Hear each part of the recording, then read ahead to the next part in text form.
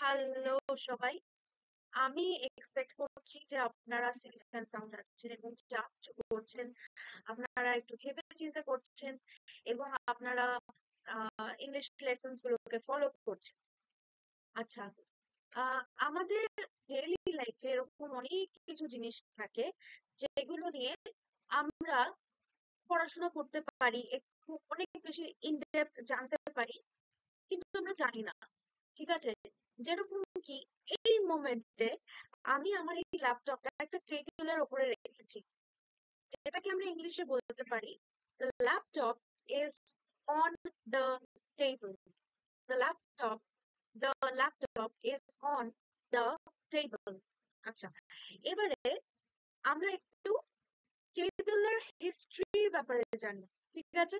আচ্ছা, আমার মানে ছোটবেলা থেকে, খুবই ছোটবেলা থেকে আমার একটা হ্যাবিট ছিল যে যে কোনো কিছু নিয়ে যে কোনো কিছু নিয়ে আহ, মানে যারা এনশিয়েন্ট হিস্ট্রি নিয়ে যারা এক্সপার্ট তাদের ওপিনিয়নটা জেনে নেওয়া। যেরকম কি বলছে, ধরুন যারা প্রত্নতত্ত্ব নিয়ে পড়াশোনা করে বা ইতিহাস নিয়ে যারা পড়াশোনা করে তাদের ওপিনিয়নটা জেনে নেওয়া। আচ্ছা, তো টেবিলেরও মানে আমাদের যে যা কিছু টেবিল দেখছেন সেগুলোর একটা ইতিহাস আছে। ঠিক আছে, আসুন আমরা একটু জানি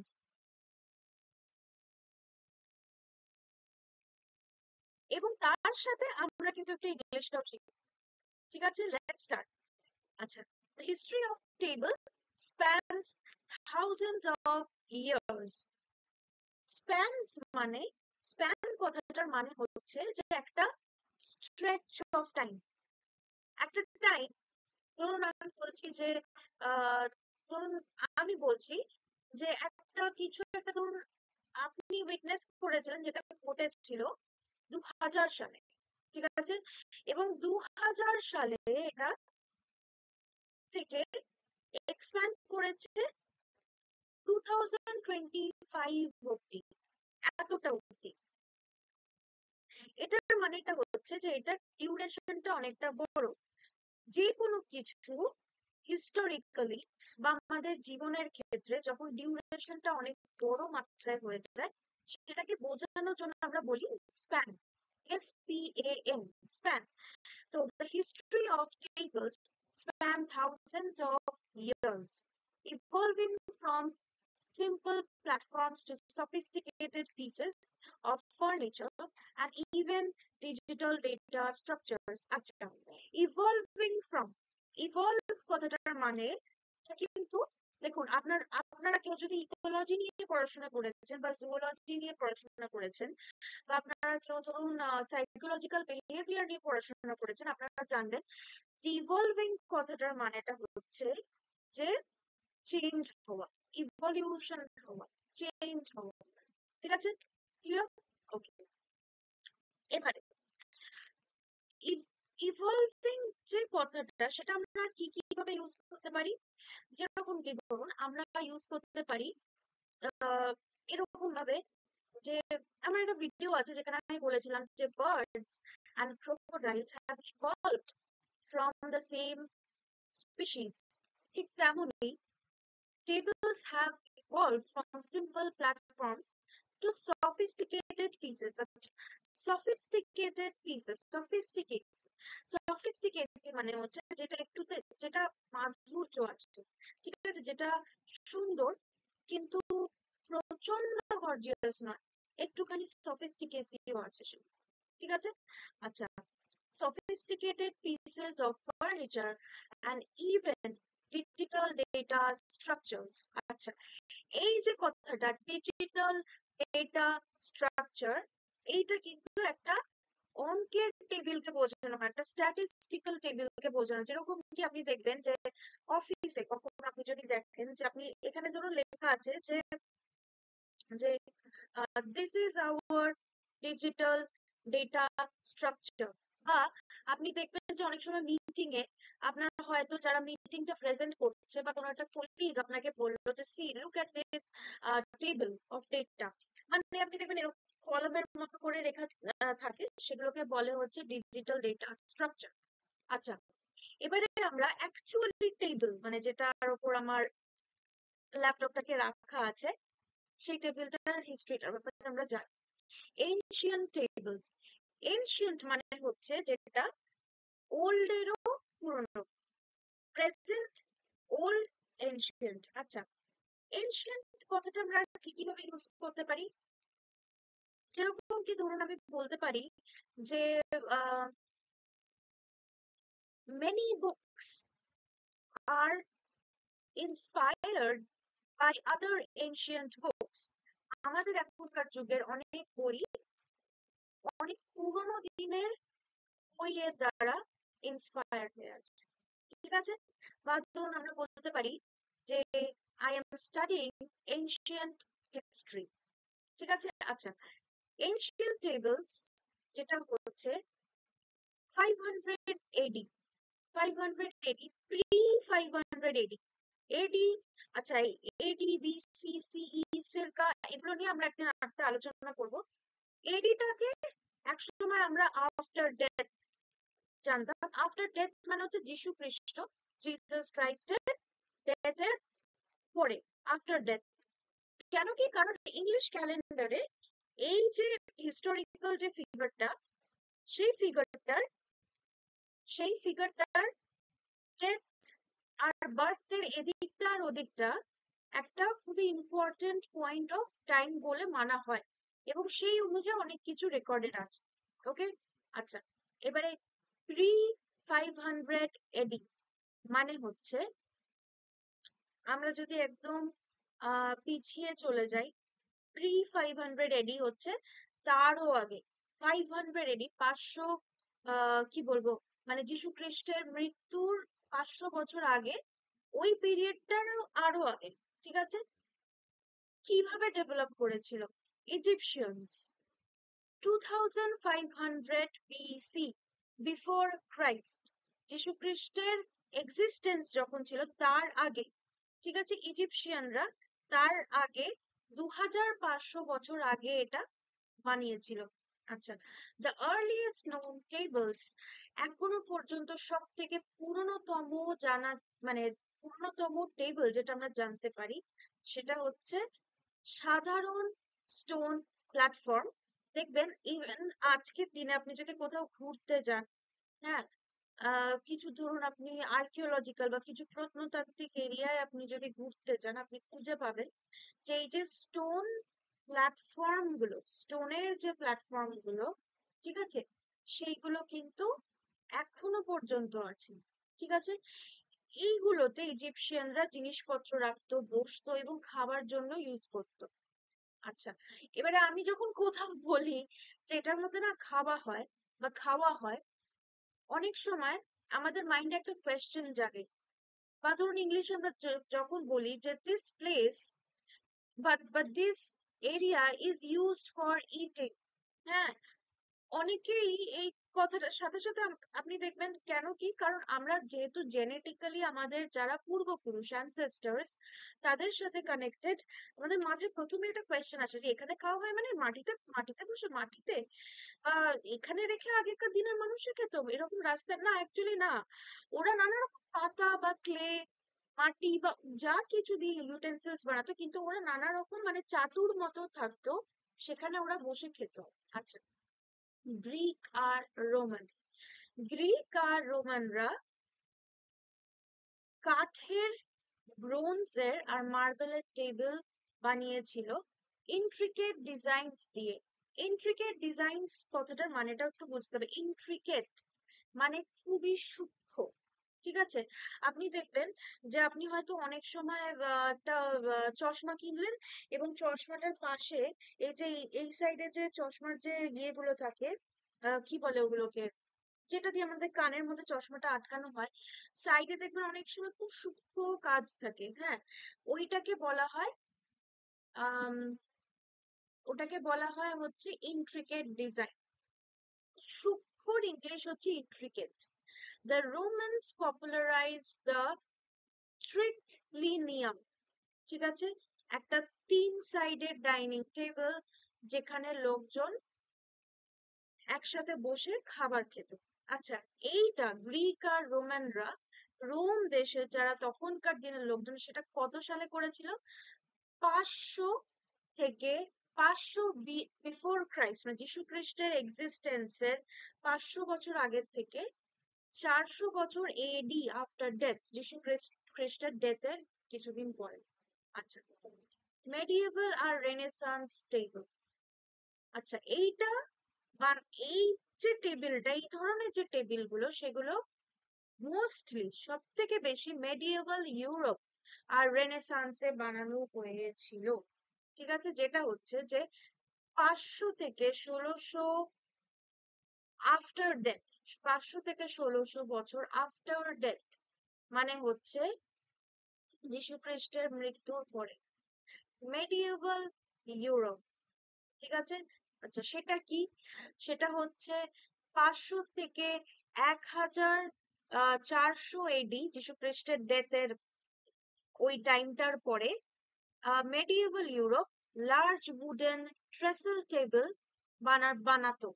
আচ্ছা, ট্রেসেল টেবিলটা হচ্ছে, যেটা হচ্ছে ধরুন, মানে আহ যেগুলো হচ্ছে দুর্গ, কাসেলে বা মোনাস্টেরিতে যে টেবিলগুলো রেখে কাজ করা হয়, সেইগুলো আহ সেগুলো মানে বানানো, সেগুলো হচ্ছে ট্রেসেল টেবিল। এবং এটাও মানতে হবে যে দেখুন, মোনাস্টেরিতে এই ট্রেসেল টেবিল গুলো ইউজ করা হতো কাজের জন্য। কেন? কারণ তখনকার দিনে অনেক আহ, যারা ধরুন মাঙ্ক বা নান, সাধু সন্ন্যাসী বা সন্ন্যাসিনীরা এইগুলোকে ইউজ করতো লাইব্রেরিতে লেখাপড়া করার জন্য, কিছু একটা ট্রান্সলেশন করার জন্য। কিন্তু আরেকটা কি ব্যাপার, ট্রেসেল টেবিল হচ্ছে আহ কাসেলে যেগুলো আছে, কাসেল বা মোনাস্টারিতে হচ্ছে যে এটা ডাইনিং এর জন্য ইউজ করা হতো। মানে মেইনলি এটা বুঝতে হবে যে লাইব্রেরিতে, মোনাস্টারিতে এটা ইউজ করা হতো ফর কাজকর্ম, পড়াশোনা, কাজকর্ম, এটসেট্রা এটসেট্রা। এবং এবং কাসেলে ইউজ করা হতো হচ্ছে ডাইনিং এর জন্য। এগুলো হতো লং, হেভি আর কমিউনাল ডাইনিং এর জন্য ইউজ করা হতো। রেনেসান্স, ঠিক আছে, 1400 থেকে 1600 আফটার ডেথ যীশু খ্রিস্টের অব্দি এটা ইউজ করা হতো রেনেসান্সে। আচ্ছা, টেবিল গুলো অনেক বেশি ডেকোরেটিভ হতো, যে ডিজাইন গুলো থাকতো সেগুলো খুবই সূক্ষ্ম হতো। এবং এই সময় থেকে ফোল্ডেবল টেবিল ইউজ করা শুরু হয়ে যায়। ফোল্ডেবল টেবিল বা এক্সটেন্ডেবল টেবিল, যেরকম কি ফোল্ডেবল, অফকোর্স আপনারা জানেন যে এখন মডার্ন যুগে ফোল্ডেবল টেবিল হচ্ছে যেগুলোকে ফোল্ড করা যায়, আর এক্সপ্যান্ডেবল টেবিল হচ্ছে যেগুলোকে এক্সপ্যান্ড করা যায়। এই দুটো ইংলিশ ওয়ার্ড আজকে একটু শিখুন তো। ফোল্ড করা মানে হচ্ছে যেটাকে ভাঁজ করে রাখা যায়, ফোল্ডিং দ্য ক্লোথস। এক্সটেন্ডেবল হচ্ছে ওটার অপোজিটটা, যেটা হচ্ছে ওটাকে খুলে নেওয়া যায়। আপনারা দেখবেন অনেক সময় আপনার এই যে ড্রয়ারকে যখন আমরা খুলে টেনে বার করি, সেটাকে বলে এক্সটেন্ডিং দ্য ড্রয়ার। অনেক সময় আমরা এটাকে ওপেনিং দ্য ড্রয়ার বলি। ওপেনিং দ্য ড্রয়ার মানে হচ্ছে পুরো জিনিসটাকে খুলে দেওয়া, মানে ওটাকে খুলে দিলাম এরকম, মানে ওটার পার্টস গুলোকে আলাদা করে দিলাম। এক্সটেন্ডিং দ্য ড্রয়ার মানে হচ্ছে ড্রয়ারটাকে আমরা টেনে বার করলাম। ঠিক আছে। আচ্ছা, দেখি এবারে ইন্ডাস্ট্রিয়াল এজ, মানে যখন আমাদের দুনিয়াতে শিল্প হতে শুরু করলো, এবং মডার্ন এভলিউশন, যেটা হচ্ছে 1600 থেকে এখনো পর্যন্ত, প্রেজেন্ট এখনো পর্যন্ত কিভাবে চেয়ার ডেভেলপ হয়েছে। 17 থেকে 19 সেঞ্চুরি, ঠিক আছে, 17 থেকে 19 সেঞ্চুরি অব্দি টেবিলগুলো ইভলভ করেছে। আহ টেবিলগুলো ইভলভ করেছে ডিফারেন্ট ডিফারেন্ট স্টাইলে, ব্যারোক স্টাইলে, রোকোকো স্টাইলে, ভিক্টোরিয়ান স্টাইলে। আর এটার যে কাঠ গুলো, সেগুলো মেহগনি, ওক, টিক, এইগুলোর থেকে নেওয়া হতো। আচ্ছা, এই যে জিনিসগুলো ব্যারোক, রোকোকো, ভিক্টোরিয়ান, এইগুলো হচ্ছে এক একটা স্টাইল অফ আর্ট। এইটা নিয়ে একদিন কথা বলবো ফর শিওর। কিন্তু যেটা আমরা ইজিলি আজকে বুঝতে পারবো সেটা হচ্ছে ভিক্টোরিয়ান আর্ট বা ভিক্টোরিয়ান ফার্নিচার সেগুলো কি? ভিক্টোরিয়ান ফার্নিচার হচ্ছে ওরকম কিছু ফার্নিচার যেগুলো ধরুন আমি কি বলবো, আম, যেগুলো ধরুন কুইন ভিক্টোরিয়া, রানী ভিক্টোরিয়ার সময় যেগুলো প্রচলিত ছিল সেগুলো হচ্ছে ভিক্টোরিয়ান এর। ঠিক আছে, আচ্ছা। ব্যারোক, রোকোকো, এইগুলো এক একটা জানার বিষয়, এগুলো এক একটা স্টাইল আর্টের। আমরা এটার পরে একটু এটা নিয়ে একটু আলোচনা করব। আচ্ছা, 20th সেঞ্চুরিতে আরেকটু মডার্ন ডিজাইন আসতে শুরু করলো, এবং স্টোন, কাঠ বা জাস্ট আয়রন ছাড়াও আমরা স্টিল, কাচের, গ্লাস আর কম্পোজিট ম্যাটেরিয়াল, মানে যেটা হচ্ছে আমরা নানা রকম জিনিস দিয়ে কেমিক্যালি বা ফিজিক্যালি বা সাইন্টিফিক্যালি ম্যাটেরিয়াল গুলোকে চেঞ্জ করে সেইগুলোকে ইউজ করা। আচ্ছা, ফাংশনাল ডিজাইন হচ্ছে কফি টেবিল, অফিস ডেস্ক, ফুল, যে টেবিল গুলোকে ফোল্ড করা যায় সেই টেবিলগুলো। ডিজিটাল এজ, ডিজিটাল এজে কিভাবে, এটা একটা খুব ইন্টারেস্টিং জিনিস, এটা কিন্তু আমাদের টেবিল নয়। ঠিক আছে, আমার কাছে এখন আমি মানে বলছি যে আপনারা দেখবেন ইভেন আপনাদের ইয়েতে থাকে এটা, মানে কোনো খবরের কাগজেও থাকে একটা এরকম স্ট্যাটিস্টিক্স এর মতো দেওয়া থাকে কিভাবে কি চেঞ্জ হচ্ছে এগুলো দেখার জন্য, বা ম্যাগাজিনেও থাকে। তো in computing, tables evolved into databases and spreadsheets. কম্পিউটিংটার মানেটা বুঝুন। কম্পিউটার, কম্পিউটিং একটা রিলেটেড ওয়ার্ড। কম্পিউটারটা মানে কি? কম্পিউটার মানে হচ্ছে এই যে ল্যাপটপটা বা আপনাদের বাড়িতে যা কিছু কম্পিউটার আছে, একসময় খুবই আমার খুবই নস্টালজিক ফিল হচ্ছে ওই কম্পিউটার গুলোর জন্য। আরেকটা হচ্ছে যে কম্পিউটিং, আরেকটা হচ্ছে tables evolved into database and স্প্রেডশিটস। Table গুলো ইভলভ করে গেছে, আমি আরেকবার বললাম, এভলিউশন মানে চেঞ্জ হয়ে গেছে ইনটু ডেটাবেস, মানে হচ্ছে যেখানে অনেক ভারী ইনফরমেশন স্টোর করা থাকে বা পরপর পরপর লিস্ট করা থাকে। বেসিক্যালি আপনার যদি বুঝতে অসুবিধা হয়, এটা ভাবুন যে এই ডিজিটাল টেবিল গুলো এক একটা হচ্ছে লিস্ট, লিস্ট অফ ইনফরমেশন। সেটা নাম্বার দিয়েও বোঝানো হতে পারে, ওয়ার্ড দিয়েও বোঝানো হতে পারে, কোনো রকমের কোনো কম্পিউটার কোড দিয়েও বোঝানো হতে পারে। ওকে, আচ্ছা। আর স্প্রেডশিট হচ্ছে আপনি ধরুন কোনো কিছু একটা কাজ করছেন, সেটা ধরুন আপনার ধরুন ধরুন আপনি একটা টিচার এবং আপনার প্রচুর স্টুডেন্ট আছে, এবং স্টুডেন্টদের কোন সাবজেক্টে কত মার্ক আছে, আপনি যখন স্প্রেডশিটটাতে ক্লিক করবেন আপনি স্টুডেন্টের নামগুলো দেখতে পারবেন। তারপরে আপনি মোর ইনফরমেশন, মানে ধরুন আপনি চাইছেন যে আপনি জানবেন যে ওই পার্টিকুলার স্টুডেন্টটা মার্চ মাসে কতটা রেজাল্ট করেছে, আপনি ক্লিক করবেন তখন আপনি দেখবেন যে আরেকটা, আরেকটা স্টুডেন্ট যখন আপনি ক্লিক করবেন তখন দেখবেন আরেকটা। ঠিক আছে, আচ্ছা। এবারে এইটা অর্গানাইজ আর স্টোর করার চেষ্টা করছি ইনফরমেশনকে ইলেকট্রনিক্যালি। ইলেকট্রনিক্যালি এটা হচ্ছে একটা অ্যাডজেক্টিভ। ইলেকট্রনিক্যালি কথাটার মানে হচ্ছে যে আম, কি বলবো, মানে যেটা ইলেকট্রিক কোনো কিছু গ্যাজেট, বা গ্যাজেট মানে হচ্ছে যা কিছু আমরা ইলেকট্রিসিটি দিয়ে ইউজ করি।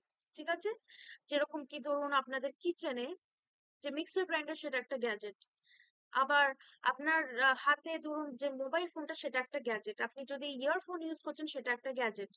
ঠিক আছে, আহ আমাদের যে আহ, ওই যে ডিজিটাল যে ক্লক, হাতের ঘড়িগুলো, সেগুলো এক একটা গ্যাজেট।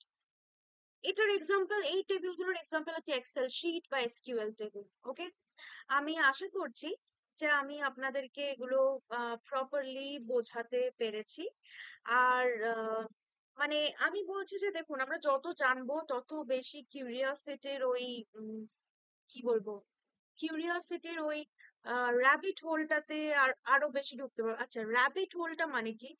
আপনারা অ্যালিস ইন ওয়ান্ডারল্যান্ড বইটা পড়েছেন বা শুনেছেন, আমি এক্সপেক্ট করছি। হয়তো পড়েছেন, হয়তো কোথাও দেখেছেন, বা হয়তো শুনেছেন। এটাও হতে পারে যে আপনারা সিনেমাটাও দেখেছেন। আমি কিছুটা পড়েছি বইটা, কিছুটা আমি সিনেমাটা দেখেছি। পুরোটা পড়া হয়নি, কিন্তু আমি জানি যে এটা খুব একটা পপুলার বই এবং আমার পড়াটা উচিত, পড়বো আমি। তো অ্যালিস ইন ওয়ান্ডারল্যান্ডে একটা ব্যাপার ছিল যে অ্যালিস ওই মানে ঘুরতে ঘুরতে অ্যালিস ওই একটা র্যাবিট হোলের মধ্যে ধপ করে পড়ে গেল, এবং সে কিছুতেই কিছু খুঁজে পেল না। মানে বাড়িঘর, তার বাড়িঘরে আহ বাড়িঘরে পৌঁছানোর আর রাস্তাটা কিছুদিন খুঁজে পেল না, এবং তার একটা জীবনে একটা নতুন জার্নি, নতুন জিনিসপত্রের সাথে শুরু হলো, ঠিক আছে। আচ্ছা, এবারে আমি বলি যে র্যাবিট হোল কথাটা কিন্তু অনেক ক্ষেত্রে ইউজ হয়। র্যাবিট হোল মানে হচ্ছে, দেখবেন আপনি যে ধরুন আপনি আজকে ধরুন নতুন ভাবে কিছু একটা শেখার চেষ্টা করছেন, ঠিক আছে।